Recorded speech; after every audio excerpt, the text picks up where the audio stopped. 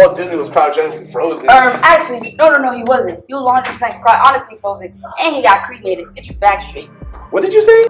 I said he was cryogenically frozen, and he got cremated, so stop spreading misinformation. Whoa, I'm not trying to. I'm just saying what I saw in that article. Wouldn't you say everything on the internet is true? Actually, I wouldn't, because not every source on the internet is trustworthy.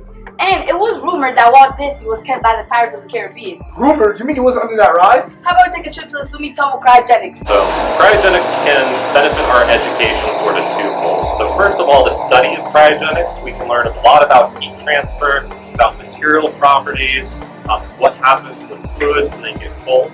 You can also use cryogenics as a teaching aid. One example is liquid nitrogen, which is behind me here. We can use that to see what happens to materials as they get cold.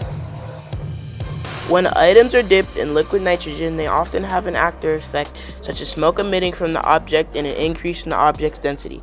As we walked around Monroe Cryogenics, we got to take a look at all the cool machinery they use. This is what we call a cold head. This is actually the cryogenic equipment we use to bring our helium gas down to near zero temperatures.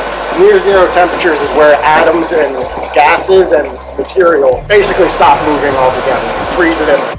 Cryogenics is the production and study of objects at extremely low temperatures, usually varying from negative 150 degrees Celsius to near absolute zero. Challenges for us are number one, safety. First and foremost, safety. You're playing with pressures, high pressures. You're playing with very low temperatures, minus 400 degrees Fahrenheit. You're working with specific materials that can only work under cryogenic temperatures. See, cryogenics is not about freezing people. Oh, thanks so much, Jacob. Of course, it's okay to be wrong. I'll always be here to correct you.